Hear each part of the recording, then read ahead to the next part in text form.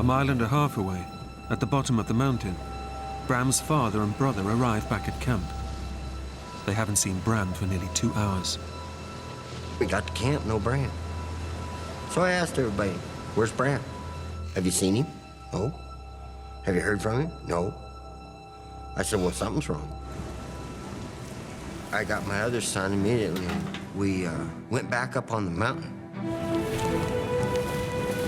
Let's go look for him. I knew he wasn't lost. He had a compass in his head.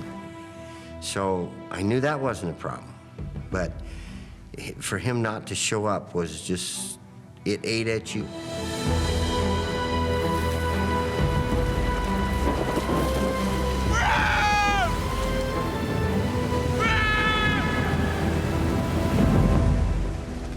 Back up the mountain, Bram is taking stock of his wounds. Adrenaline is pumping through his body, so he has no idea how badly he's hurt.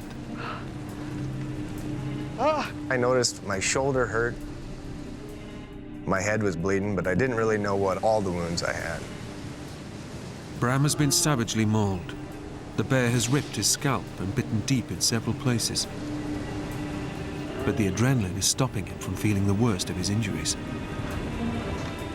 Standing up for the first time since the attack, Bram is in for a shock. Ah! Ah! His right thigh has been ripped from the bone.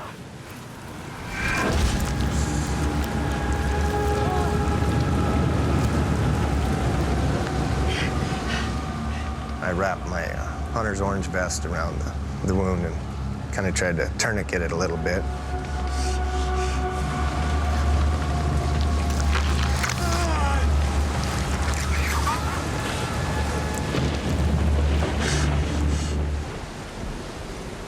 Further down the mountain, Bruce and Bryce Pisecki are still searching for the trail that will lead them back to camp. In the darkness, Bruce is now very nervous about getting lost in bear country. The uneasiness that I had, part of it was not finding the trail, because I didn't want to be lost. And the other part was worrying about the bear sign that I'd seen. It was just made. I know they're there somewhere. Dad, can't see. Let's use the flashlight. No! No! We get lost. We need them batteries full. All right? Okay, so stick close. So we can see each other.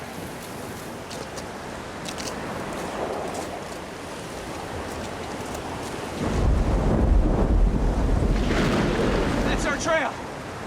Excellent. All right, look. We're both tired. Soak through. Let's take a short break. But Bruce's nerves are still on edge. I'm still got this uneasy feeling about this bear sign that I'm seeing. His fears are aggravated by the fact that he and his son are using old-fashioned muzzle-loading rifles. It's a fun weapon, and it is a primitive weapon. It's kind of like shooting with a bow and arrow. You only get one shot, basically. But if the powder gets wet, the gun is useless. And I thought, you know, we're all wet. These weapons are wet. We don't know if they shoot when they're wet. Let's see if this thing works.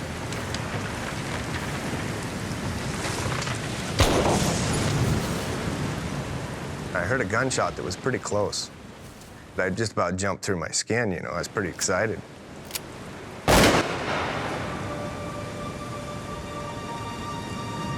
think that's Dave.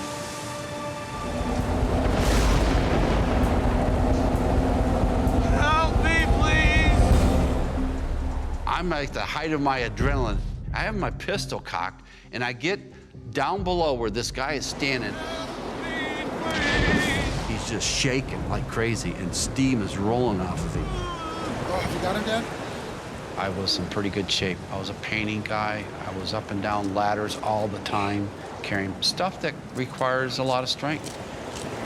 I said, I can do this. Come on, Bruce, you can do this.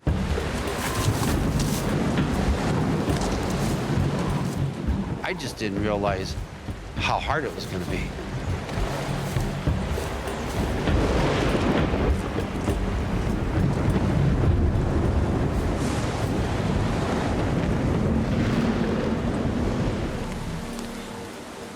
Bruce senses that Bram's shivering is getting worse.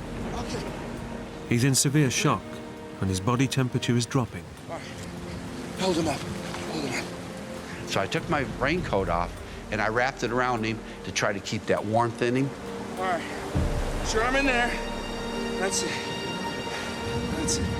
Every time we stop, all right? I'm gonna stand you up. I'm gonna put my arms around you and try and get you warm, okay? Okay. You ready? I said, God, I need some help. And then I fired off my 3 last rounds of my pistol to try to get more help. I heard a gunshot, and I thought to myself, what a fool. Who would shoot an elk at this time? By chance, Andy Wolf has also been hunting on Horseshoe Mountain. When I heard the second shot, I got that uneasy feeling. And when I heard the third shot, I knew something was wrong. Somebody maybe was disoriented. I thought maybe we would just go find them and help them off the mountain. Andy knows there are others camping nearby who can help him form a search party. I knew better than to go up onto that mountain in a storm alone. We were probably 45 minutes into our hike when we started hearing screams for help.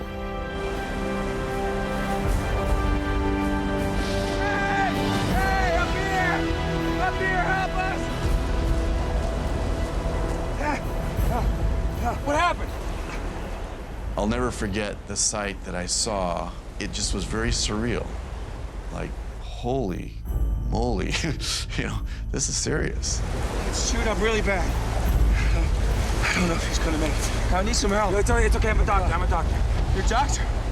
By an extraordinary stroke of luck, Andy Wolf is a doctor with specialist training in shock trauma. What's your name? It doesn't take him long to see how serious Bram's condition is. He was going into shock. Shock kills people.